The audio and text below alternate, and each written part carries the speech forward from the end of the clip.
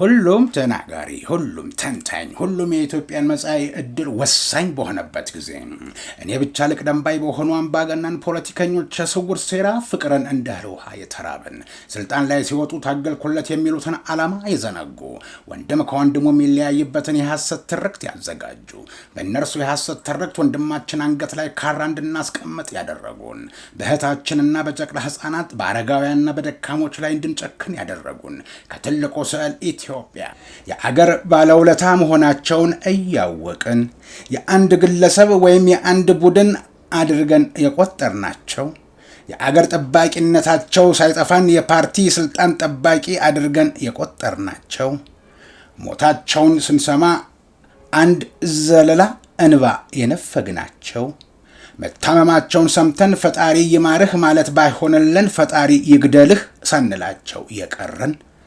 በመስዋዕትነታቸው በነጻነት እየኖረን ጉስቁልናቸው ያላመመን በመንገድ ስናገኛቸው አቋርጠናቸው ባላየ ያለፍናቸው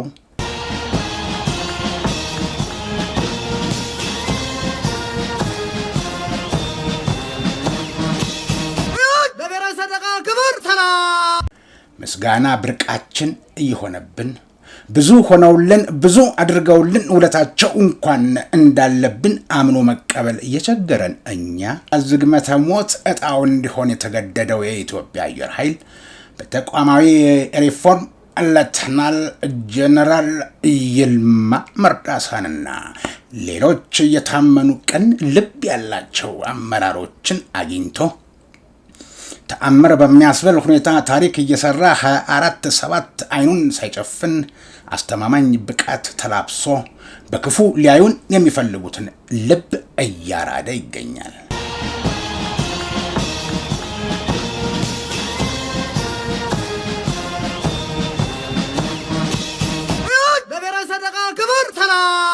ውለታቸው እንኳን እንዳለብን አምኖ መቀበል እየቸገረን እኛ ከህሊናችን ታርቀን ራሳችንን በጸጸት የምንቀጣበት ቀን ይሆንም ዘንድ እመኛለሁ።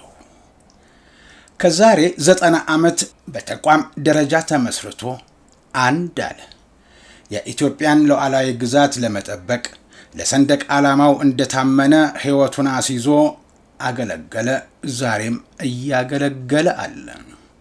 ግን የታሪክ አጋጣሚ ሆኖ ታላቂቱ ኢትዮጵያ እጁ የገባችው ወያኔ የ4 ኪሎን ውሃ ጠጥቶ ከጉሮሮ ሳይወርድ የመጀመሪያ ስራው የነበረው ኢትዮጵያን ሌት ተቀን ውርጭና ሙቀት ሳይበግረው በላቡ አሽሞንሙኖ በደሙ ለውሶ በአጥንቱ ማግሮ ያቆመውን ሰራዊት መበተን ነበር።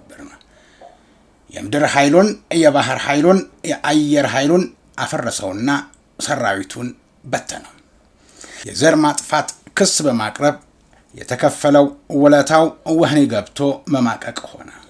ይህ ዕጣ ፈንታ ከገጠማቸውና ከእስር ሸሽተው የተሰደዱ ስመጥር የሆኑ የኢትዮጵያ አየር ኃይል አባላት ዛሬም ድረስ ወደ አገራቸው እንዳይገቡ ተደርገው የአገር ናፍቆት እያሰቃያቸው የወገን ፍቅር እንቅልፍ እየነሳቸው በልጅነት ቦርቀው ያደጉበት የትውልድ ቀየ የትምህርት ቤት ጓደኞቻቸው ትዝታ እያጋሱበት የኢትዮጵያ ሰማይ ትውስታቸው ደሜ ተንዥቅዥቆ ይፍሰስና ሕይወቴ የለፍ እንጂ የአገርና የሕዝብ ሀብት በጠላት ተተኩሶበት አይወድቅም ብለው ከጠላት የሚተኮሰው ተተኳሽ ሳያስደነግጣቸው ቆስለው ግን በጀግንነት በራሪውን ወገን ባለበት ማረፊያ እንዲያርፍ ያደረጉበትን አጋጣሚ እያስታወሱ የሚቆዝሙ በስደት ላይ እያሉ አገር እያላቸው አገር አልባ ሆነው ሕይወታቸው ሲያልፍ እጇን ዘርግታ የምትቀበል እፍኝ አፈር የማትነፍክ አገር ግን ያላቸው የአየር ኃይል በራሪዎችና አባላትን ማስታወስ ግድ ነው። የደከሙበትና ዋጋ የከፈሉበት ተቋማቸው የኢትዮጵያ አየር ኃይል 90 ዓመት ሆኖታልና።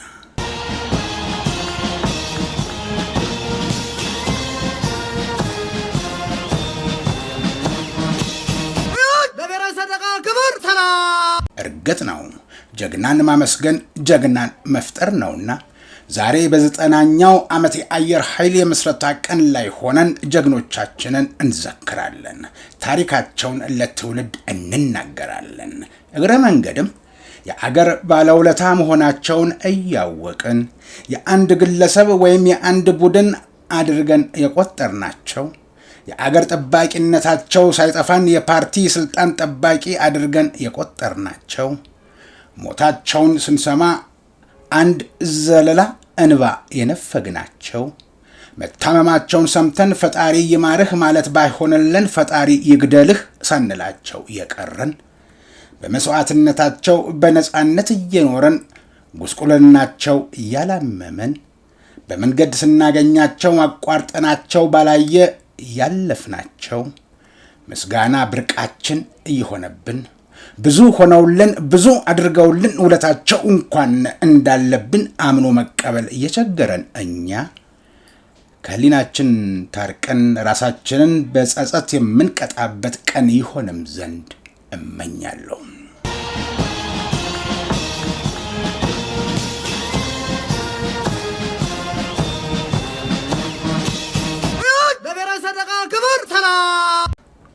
እናም የኢትዮጵያ መከታ የአፍሪካ ኩራት የሆነው የኢትዮጵያ አየር ኃይል 90ኛ የምስረታ በዓል እንኳን አደረሳችሁ፣ እንኳን አብሮ አደረሰን። ይህ የሞርስ መልእክት ነው።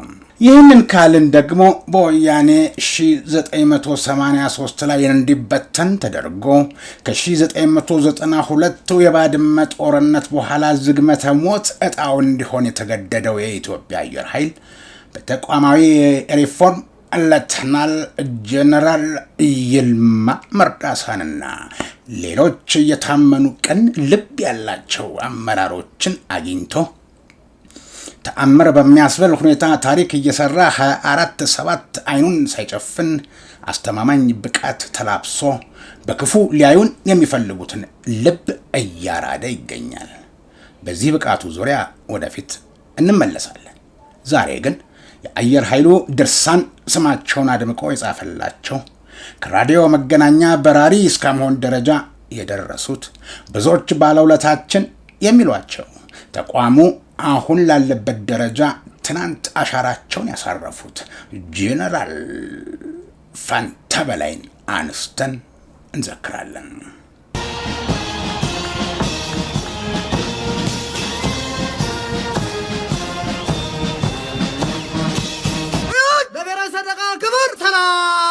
ሜጀር ጄኔራል ፋንታ በላይ ከስመጥሩ አርበኛ አባታቸው ከፊት አውራሪ በላይ ወንዴና ከእናታቸው ከወይዘሮ ናፈቁ በላይ በ1927 ዓ.ም በበለሳ ወረዳ በሊቦ አውራጃ በጎንደር ክፍለ ሀገር ተወለዱ። የአንደኛና የሁለተኛ ደረጃ ትምህርታቸውን በአዲስ አበባ መድኃኔ ዓለም ትምህርት ቤት አጠናቀቁ። በ1945 ዓ.ም በኢትዮጵያ አየር ኃይል ውስጥ ተቀጥረው ለአንድ ዓመት ያህል የራዲዮ መገናኛ ትምህርታቸውን ከተከታተሉ በኋላ ወደ በረራ ትምህርት ቤት ተዛውረው በዚህ ዘርፍ ባገኙት የላቀ ውጤት ተሸላሚ ሆነዋል። በኢትዮጵያ አየር ኃይል ውስጥ በብዙ ቦታዎችና የኃላፊነት ደረጃዎች ተዘዋውረው ሰርተዋል። በበረራ አስተማሪነት ከማገልገልም በላይ ከአነስተኛ ተዋጊና የመጓጓዣ አውሮፕላን ጀምሮ እስከ ከፍተኛ ዘመናዊ ቦምብ ጣይ አውሮፕላን እያበረሩ የአቪዬሽን መኮንን ነበሩ።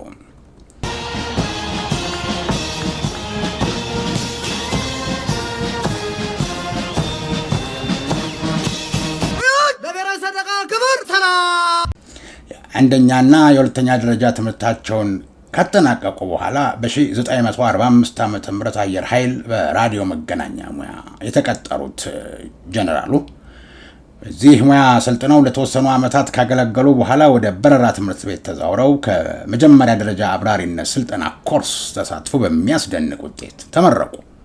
የመኮንኑን የትምህርት መቀበል ችሎታ የተገነዘበው የአየር ኃይል አስተዳደር ለከፍተኛ ትምህርት አሜሪካን አገር ልኮ በሴንት ሉዊስ ዩኒቨርሲቲ ኤሮኖቲካል አድሚኒስትሬሽን እንዲያጠኑ አደረገ። በአስደናቂ ውጤት ትምህርታቸውን ስላጠናቀቁ በዚሁ ዩኒቨርሲቲ የአስተዳደር ሳይንስ ለማስተርስ ዲግሪ ትምህርታቸውን እንዲቀጥሉ እድሉን አገኙ። እድሉን ተጠቅመው በአመርቂ ውጤት ተመረቁ። ወደ ሀገራቸው ከተመለሱ በኋላ ልኮ ባስተማራቸው የኢትዮጵያ አየር ኃይል ተቋም ውስጥ በቅንነት ማገልገል ጀመሩ።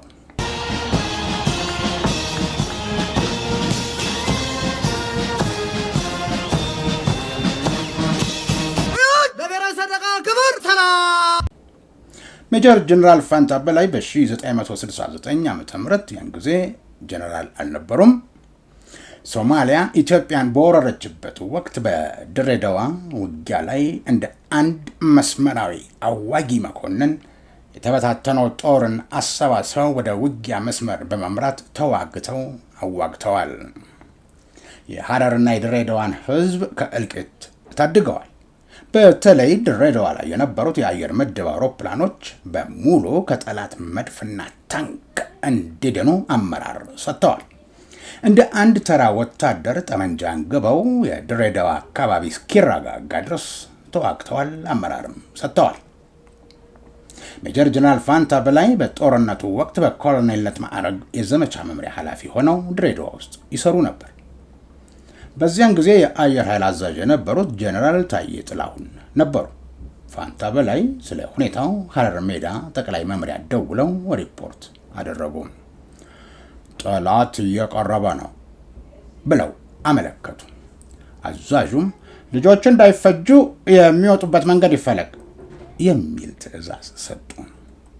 እንደተባለው የአየር ኃይል ባልደረቦች ከጠላት ጥይት ማምለጥ እንዲችሉ ማድረግ የሚቻለው ሁሉ ተደረገ። ከጠላት ጋር የሚተናነቁበትና ጠላትን የሚመቱበት መንገድ ተፈለገ። ሜጀር ጀነራል ፋንታ በጂፕ መኪና ሆነው የውጊያውን ሁኔታ ለመገንዘብ ጥይት መጣድ ላይ እንዳለ ፈንዲሻ የሚንጣጣበት አካባቢ ብቅ አሉ።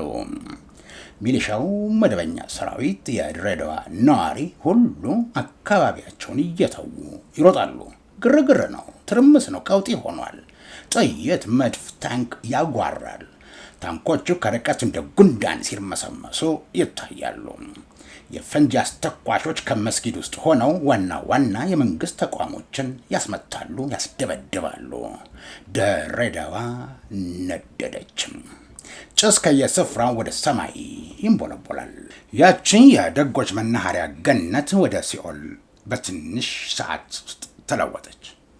ፍራቻ በማንኛውም ልብ ውስጥ ነቅሶ ከአካባቢው መራቅ ብቸኛ ምርጫ ሆነ።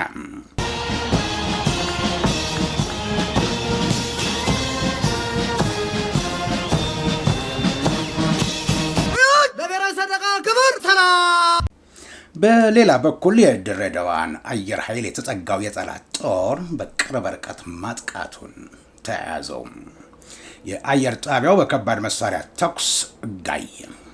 ቤቶች በነበልባል እሳት እየተገነደሱ በመገመስ ሲወድቁ ከርቀት ይታያል። የጠላት ጦር ወደ ከተማው የተጠጋ መጣ። ክረምት ስለነበር ሰማዩ የዳመና ከል ለብሷል። በዚህ ወቅት ጀነራል ፋንታ ከሰፈር ወጥቶ የነበረው ጦር ወደ ፍልሚያ እንዲመለስ አበረታቱ። የሚሊሻ ጦር ለእርዳታ እንዲደርስ አደረጉ። ግዳጁን ጥሎ ይሸሽ የነበረውን ወታደር መንገዱን በመዝጋት ወደ ውጊያው ተከትሏቸው እንዲገባ በከፍተኛ ደረጃ አስተባበሩ፣ ተለማመጡ፣ ወኔውን ቀሰቀሱ። ከሐረር ሜዳ ጋርም ያልተቋረጠ ግንኙነት በማድረግ አየሩ እንደገለጠ የአየር ድጋፍ እንዲገኝ አደረጉ። በተለይ በአየር ኃይሉ የጦር ሰፈር ኋላ ዞሮ የነበረው የሶማሌ ጦር አውላላ ሜዳ ላይ ፋንታ ከሐረር ሜዳ በጠየቁት የአውሮፕላን እርዳታ እንኩቶ ሆነ። ለአሰሳ ወጥቶ የነበረው ነበልባል ጦር ተመልሶ ደረሰ። ከሐረርና አሰበ ተፈሪ ሽሽት አባብለው የመለሱት ጦር በጠላት ላይ ተረባረበ። የሶማሊያ ጦር እንደ ጌሾ ተወቀጠ። የቀረውም ባዶ እጁን ሸሽቶ አመለጠ። ጀነራል ፋንታ በወቅቱ ኮሎኔል ስለነበሩ በዚህ የጦር ሜዳ ጀብዱ ለፈጣን ሹመት በቅተው የብርጋዴር ጀነራልነት ማዕረግ አገኙ።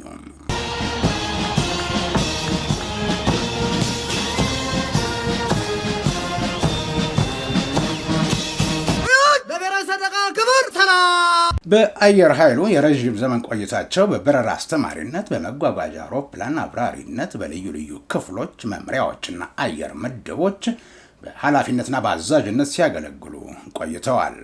የኢትዮጵያ አየር ኃይል አዛዥ በመሆንም ከ1970 ዓ.ም እስከ 1979 ዓ.ም ድረስ አገልግለዋል። ጀነራል ፋንታ በላይ ከ1970 እስከ 79 ዓ.ም አየር ኃይሉን ሲያገለግሉ እነዚህ ዘመናት እጅግ ፈታኝና ውስብስብ እንደነበሩባቸው የሚያውቃቸው ይናገራሉ። የኢትዮጵያ መንግስት ሀገሪቱን በሶቪየት ግዞት ስር ጥሎ የነበረ በመሆኑ ፋንታ በላይ ከታሪክ የወረሱትን አየር ኃይል በኢትዮጵያዊነቱ ለማቆየት ብዙ ጥረዋል። ወቅቱ የሰውየውን ማንነትና ቆራጥነት እንዲሁም የሥራ አመራርን የሚጠይቅ ነበር። ፍጹም በሆነ ኢትዮጵያዊ ቆራጥነት የሀገሪቱን ነፃነት ልጓም እስከ መጨረሻው ለማቆየት ተዋድቀዋል። ለሶቪየት አዛዦች እሾህ ሆነውባቸዋል ተብሎም ይነገራል። ሶቪየቶች በጦርነቱ ሳቢያ ኢትዮጵያን ወደ ራሳቸው ጎራ ለመቀላቀል ስለበቁ ምንም እንኳን ጦርነቱን ራሷ ብትሰራውም የጦርነቱን እሳት በማጥፋቷ ለኢትዮጵያ ሕዝብ ባለውለታ ናት። ክፍያው ግን በዛ። የጀነራል ፋንታም ተቃውሞ ይህ ነው። እርዳታቸውን በገንዘብ እንጂ ነፃነታችንን፣ ክብራችንን፣ ኩራታችንንና ሉዓላዊነታችንን በማስደፈር ልንከፍለው አይገባም ባይ ነበሩ ይባላል።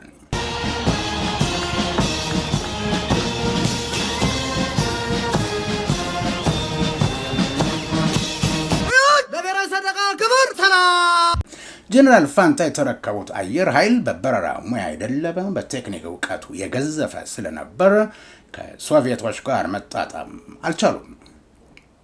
እነሱ የቴክኒክ እውቀትን ለጥቁሮች ማጋራት አይፈልጉም። በረራንም ሲያስተምሩ ተነስቶ ማረፍን ብቻ ነው።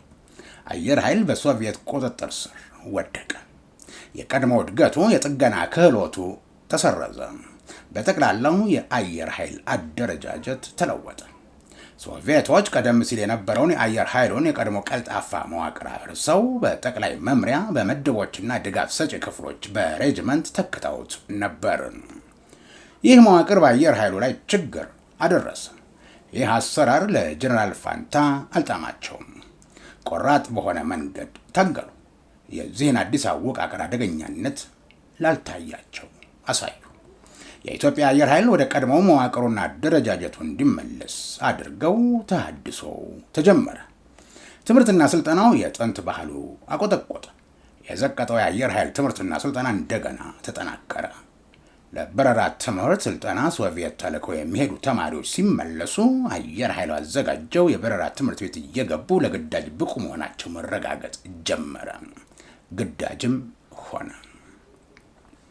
ይህ ነገር የራሽያን መንግስት ይቀበለው እንጂ አልወደደውም። በእነ ጀነራል ፋንታ በላይ ላይ የፖለቲካ ጥርሱን ነከሰ። የበረራውን ትምህርት ቤት ሙሉ ለሙሉ በእጃቸው እንዳደረጉ ከተረዱ በኋላ ጥንት ከፍተኛ ደረጃ የነበረውን ግን በሶቪየት የፈረሰው የአየር ኃይል የጥገና ማዕከል እንደገና ተጠናክሮ በከፍተኛ ደረጃ እንዲሰራ አድርገው በልዩ ጥናትና መሰናዶ እንዲከፈት አበቁ። ሙሉ ስራውንም ጀመረ።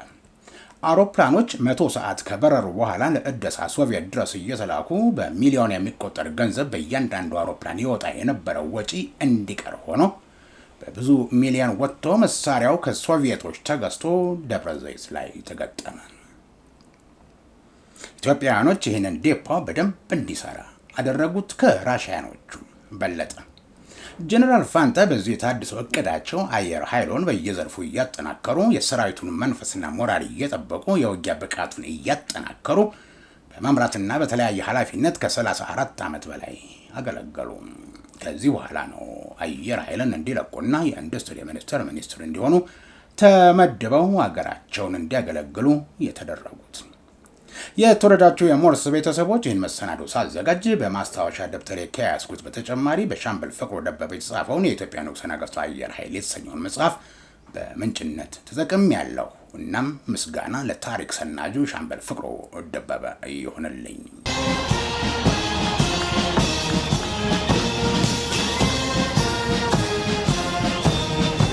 የሰሙት የተወዳጁና የተመራጩን የሞርስ ኮሚኒኬሽን ድምፅ ነው። ከጥቅምት 1900 የተነሳውን የጦር ኃይል ታሪካችንን ይዘን በዱላ ቅብብል ዛሬ ላይ ደርሰናል።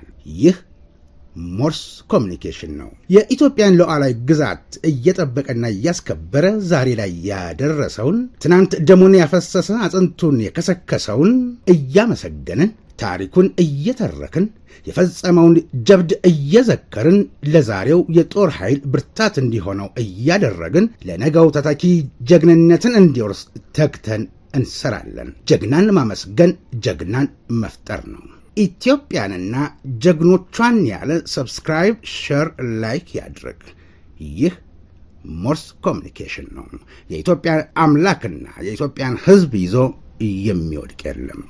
ይህ ሞርስ ኮሚኒኬሽን ነው።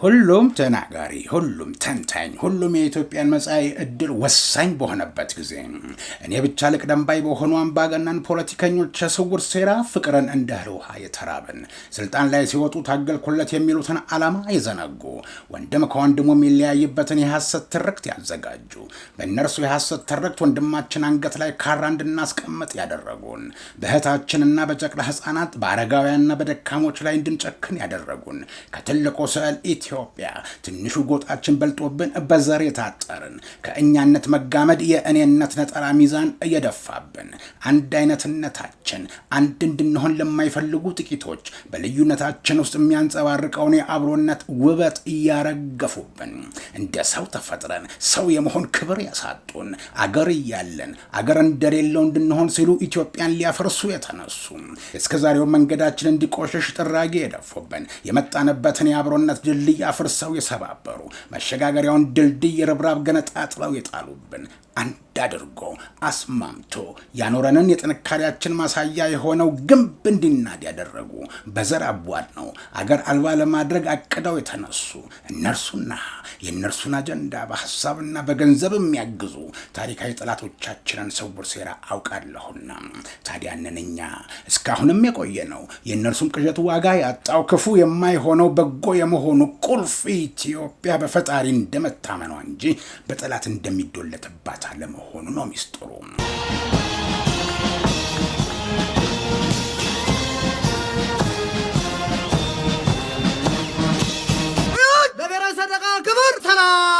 የኩራት ምንጮቼ ወገኖቼ እድሜ ይስጥልኝ። እንኳንም ኢትዮጵያውያን ሆነን እንኳንም አንድ ሆነን እንደ ጥቂቶች የወጣንበት ብሔር ሳይሆን ትልቋ ኢትዮጵያ የምትበልጥብን አንዳችን በመንገዳችን ስንደናቅፍ እኔን የምንል በሐዘኑም በደስታውም ቀድመን የምንገኝ እኛ እንኳንም የታላቂቷ ኢትዮጵያ ልጆች ሆነን ጀግና የሚያፈራ ማህፀን ካላት ኢትዮጵያ ድል ማድረግ ስራዋ ከሆነው ኢትዮጵያ ከነጻይቱ አገር ኢትዮጵያ እንኳንም ተፈጠርን። እናም አክብሮቴ የእውነት ነውና እነሆኝ ብያለሁ።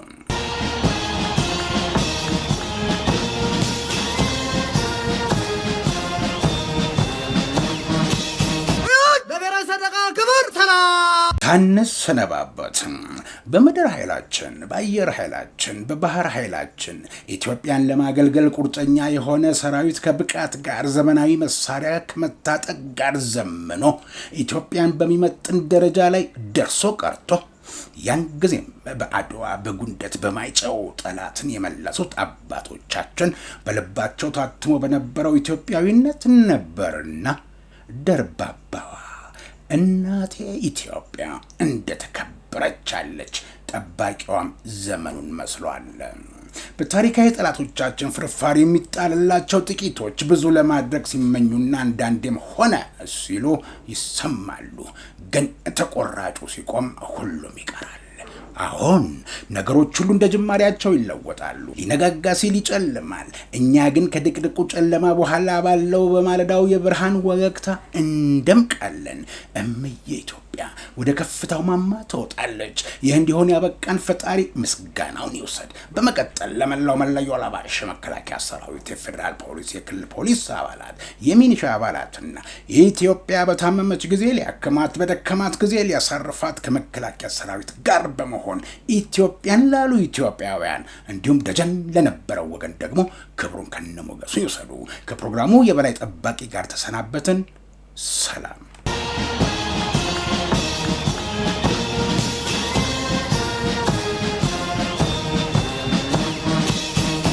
ለብሔራዊ ሰንደቅ ክብር ሰላም